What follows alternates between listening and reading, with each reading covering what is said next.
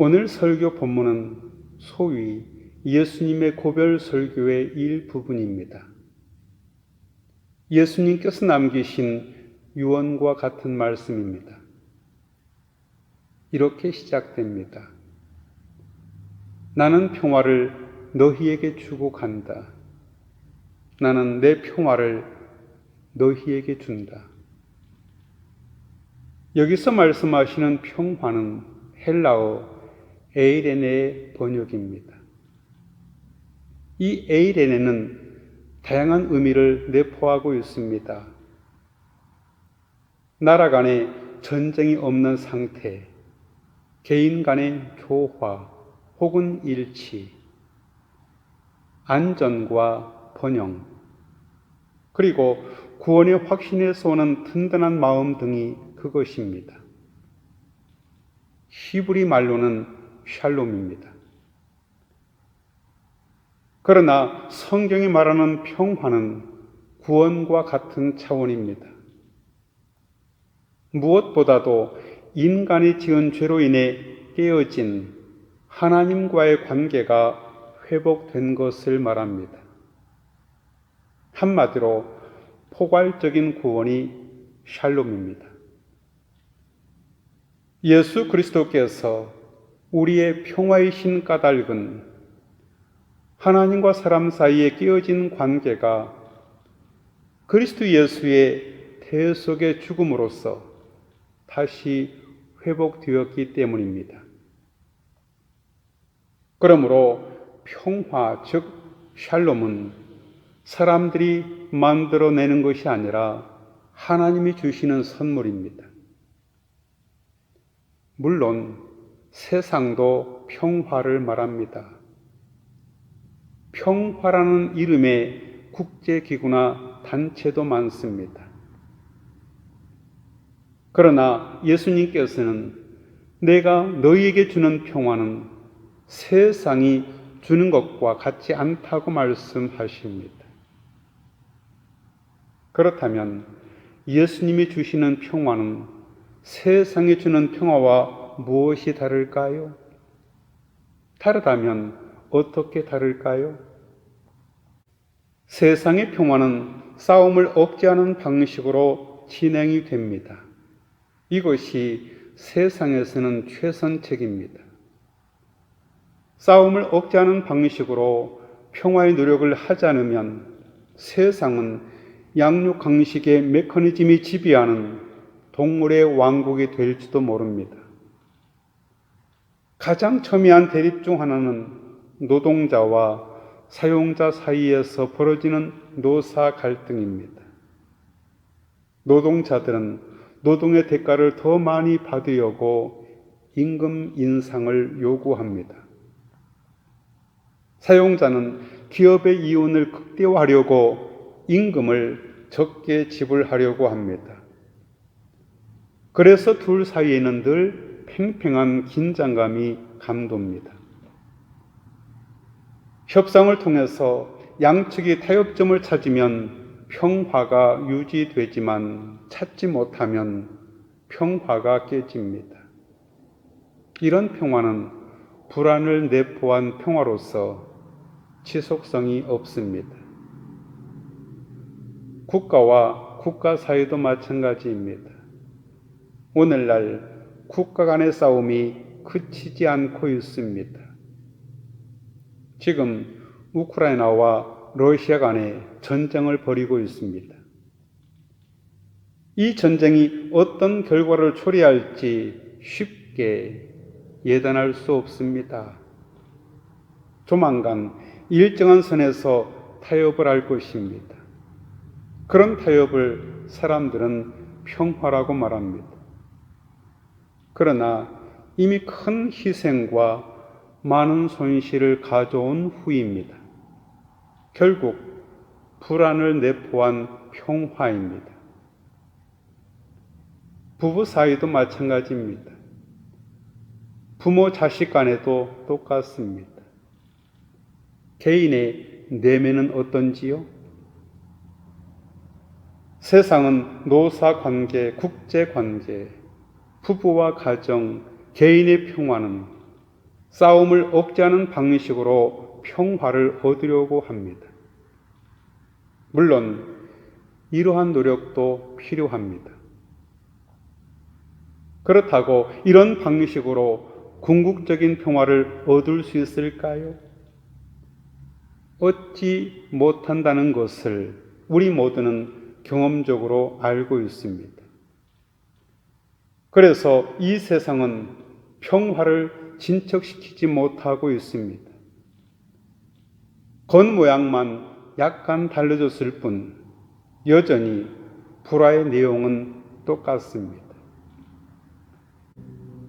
심지어 이 세상에는 평화는커녕 오히려 싸움을 부추기는 이들이 더 많습니다. 속된 표현으로 서로 약을 올리는 방식으로 차기를 확인하는 것입니다. 정치인들은 상대방을 무조건 트집 잡고 물고 뜯습니다. 정치를 보면 마치 프로 격투기를 보는 것 같습니다. 그러므로 오늘 우리는 실질적인 평화로부터 소외되어 있습니다. 거짓 평화에 머물러 있습니다. 이것이 본문이 말씀하고 있는 세상의 평화입니다. 그러나 예수님은 내가 너에게 주는 평화는 세상이 주는 것과 같지 않다고 말씀하십니다. 세상의 평화는 사람들이 만들어가는 것이지만 예수님의 평화는 하나님의 선물로 주시는 것이기 때문입니다. 그러면서 너희는 마음에 근심하지 말고 두려워하지도 말라고 하십니다.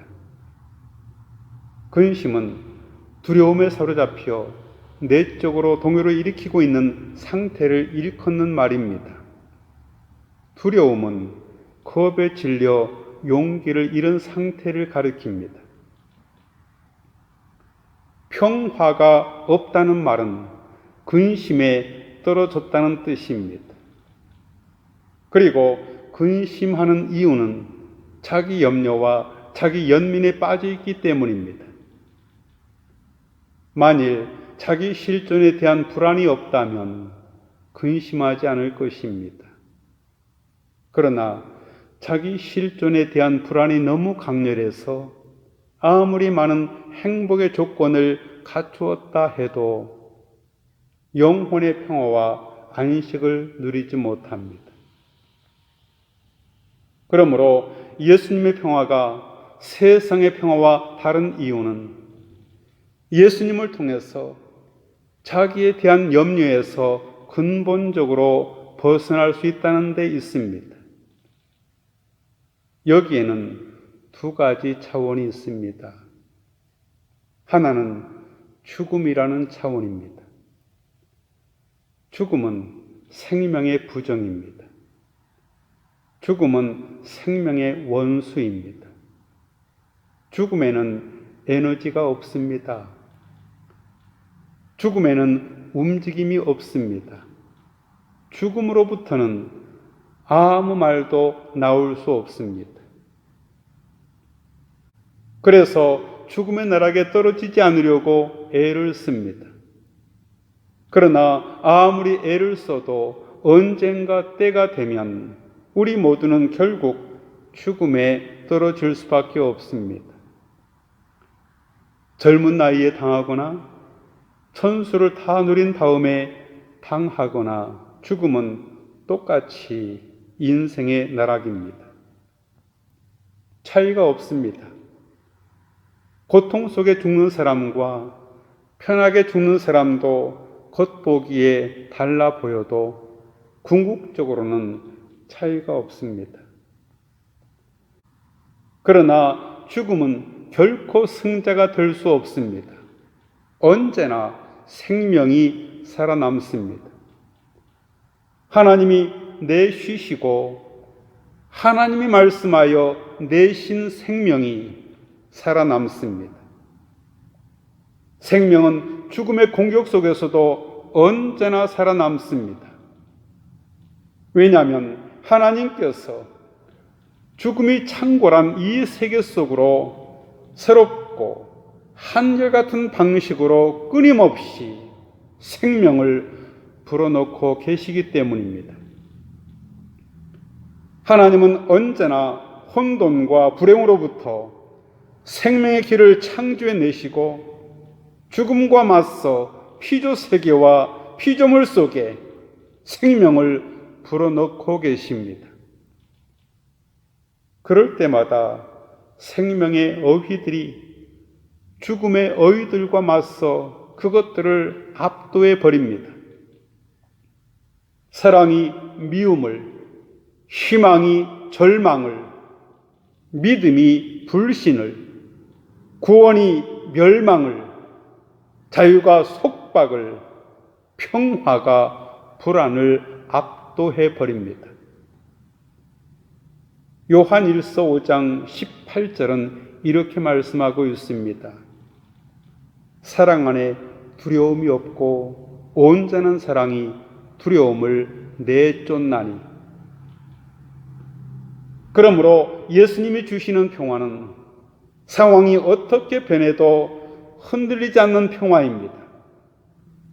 죽음을 넘어선 자의 평화입니다. 그리스도로 말미암아 하나님과 더불어 누리는 평화입니다.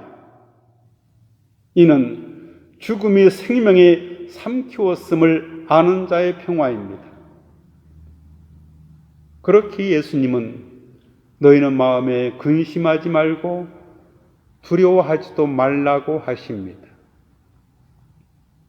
다른 하나는 부활의 차원입니다. 부활은 하나님의 생명으로 변화하는 것입니다. 부활은 생명의 절정입니다. 우리가 부활의 세계로 들어가지 못하거나 그 입구 언저리에서 머뭇거리는 이유는 삶에 대한 고정관념이 너무 강하기 때문입니다. 예수님의 제자들은 부활의 세계를 힐끗 본 사람들입니다. 그들은 자신들도 예수님을 통해서 전혀 새로운 생명의 세계로 변이 될 것을 믿었습니다. 그래서 하나님의 생명이 인간의 조건을 초월하여 우리에게 나타난다는 사실을 아는 사람은 모든 존재를 사랑하고 거기에 연민을 느끼게 됩니다. 예수님의 부활은 하나님의 생명이 인류 역사에서 유일하게 현실이 된 사건입니다. 이를 알고 믿는 사람은 자기 연민과 근심에서 벗어날 수 있습니다. 이는 마치 디즈니랜드에 들어간 어린이가 숙제 걱정을 완전히 잊는 것과 같습니다. 그 어린이의 영혼은 꿀을 따라서 꽃에 심취한 벌과 나비처럼 오직 한 가지 사실에만 정신이 초롱초롱합니다. 그러므로 예수님의 평화가 세상의 평화와 다르다는 요한복음서의 진술은 비록 우리가 인생의 나락에 떨어진다 할지라도 예수 그리스도와 더불어 생명의 절정을 약속으로 받았다는 사실에 근거하고 있습니다. 세상의 평화는 단지 세상에서 일어나는 여러 종류의 싸움을 봉합할 뿐입니다.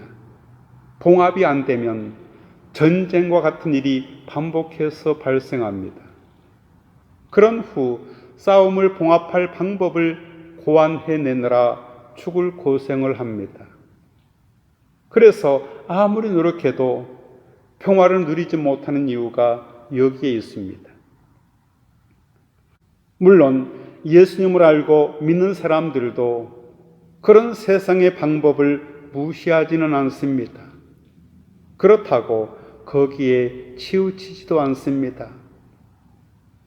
예수님을 실제로 알고 믿는 사람은 자신이 나락으로 떨어질 걱정을 하지 않습니다. 그것은 예수님을 통해서 이미 생명의 절정을 경험했기 때문입니다. 그러므로 신앙의 기준이 근심의 양과 반비례합니다. 신앙이 깊어질수록 걱정, 근심의 양이 줄어듭니다. 예수님은 다른 상황에서도 이와 관련된 말씀을 하셨습니다.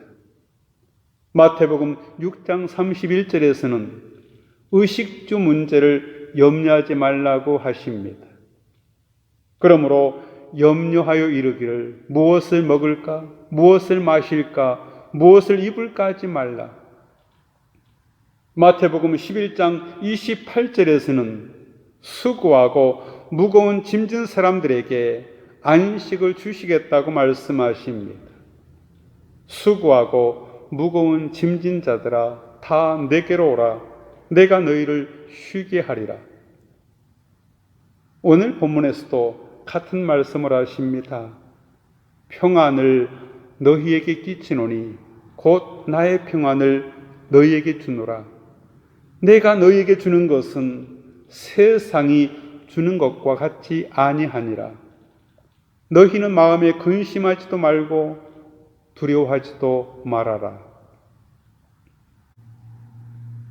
이런 말씀을 한 번도 들어보지 못한 사람처럼 근심과 두려움과 자기 연민에 묶여 사시는 분들이 계시지는 않습니까? 다시 간곡하게 말씀드립니다. 예수님이 주시는 평화가, 즉 예수님을 통한 평화가 여러분을 근심과 두려움에서 자유롭게 한다는 사실을 잊지 마십시오. 같이 기도하겠습니다. 하나님, 예수님 안에서 우리를 향하신 하나님의 뜻은 세상에 줄 수 없는 평화이오니 불안한 마음을 잔잔케 하시고 모든 두려움을 몰아내 주옵소서. 언제나 한결같이 하나님의 사랑 안에 서 있게 하시고 하나님 말씀에 신실하게 하시어 우리가 언제나 하나님의 거처가 되게 하옵소서. 죽은 사람들 가운데서 다시 살아나셔서 잠자는 자들의 첫 열매가 되신 우리 구주 예수 그리스도의 이름으로 기도하옵나이다. 아멘.